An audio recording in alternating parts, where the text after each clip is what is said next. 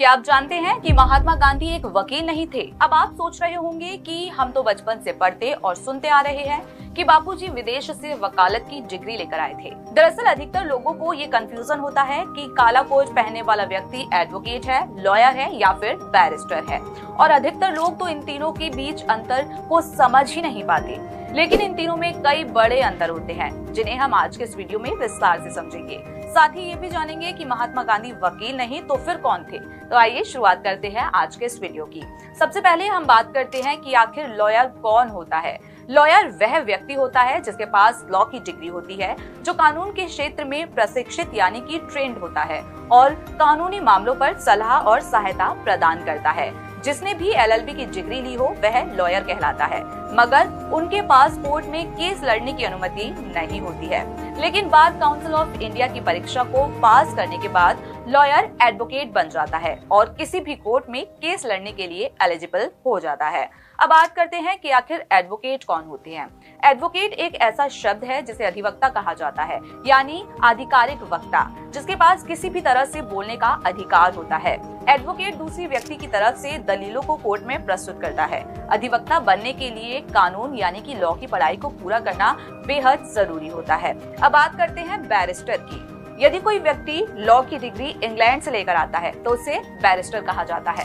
महात्मा गांधी भी 19 साल की उम्र में ही कानून की पढ़ाई करने के लिए लंदन गए थे और फिर वहीं से बैरिस्टर की डिग्री हासिल कर भारत लौटे थे। बता दें कि बैरिस्टर एक तरह वकील का ही प्रकार होता है जो कि आम कानून न्यायालय में अपनी प्रैक्टिस करता है। तो दोस्तों, ये तो हुई एडवोकेट, लॉयर और बैरिस्टर के बीच बुनियादी अंतरों की बात। लेकिन अब बात करते हैं public prosecutor, pleader, advocate general, attorney general और सॉलिसिटर जनरल के बारे में।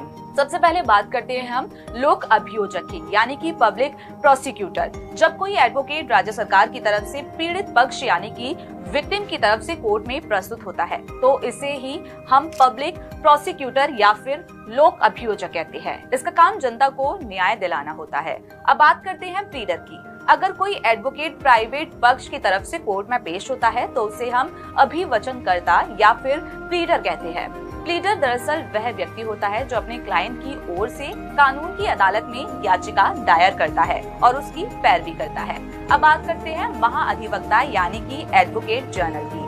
एक एडवोकेट जनरल एक राज्य सरकार का कानूनी सलाहकार होता है। इस पद को भारत के संविधान द्वारा बनाया गया है। आपको बता दें कि प्रत्येक राज्य का राज्यपाल महाअधिवक्ता एक ऐसे व्यक्ति को नियुक्त करता है जो उच्च न्यायालय के न्यायाधीशों के रूप में नियुक्त होने के लिए योग्य हो। आइए अब बात करते हैं महान्यायवादी यानी कि अटॉर्नी जनरल की। वह व्यक्ति जिसके पास लॉ की डिग्री है, एडवोकेट होने की क्षमता रखता है और केंद्र सरकार की तरफ से कोर्ट में उनका पक्ष रखने के लिए प्रस्तुत होता है, तो वह महान्यायवादी यानी कि अटॉर्नी जनरल बन जाता है। संविधान के अनुच्छेद 76 के तहत भारत के महान्यायवादी पद की व्यवस्था की गई है। वह देश का सर्वोच्च कानून अधिकारी होता है। इनकी नियुक्ति राष्ट्रपति द्वारा होती है। आपको बता दें कि महान्यायवादी के कार्यकाल को संविधान द्वारा निश्चित नहीं किया गया। इसके अलावा संविधान में उसको हटाने को लेकर भी कोई मूल व्यवस्था नहीं की गई है। आइए अब बात करते हैं सॉलिसिटर जनरल की। सॉलिसिटर जनरल अटॉर्नी जनरल के असिस्टेंट को कहा जाता है। वह देश का दूसरा कानूनी अधिकारी होता है।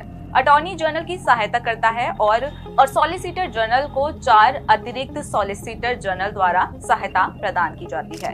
तो दोस्तों, ये थे बैरिस्टर, एडवोकेट और लॉयर के बीच बुनियादी अंतर। आई होप ये अंतर आपको अच्छे से समझ में आए होंगे। इस वीडियो को ज्यादा से ज्यादा शेयर करें ताकि सभी को इन तीनों के बुनियादी अंतरों के बारे में पता चल सके।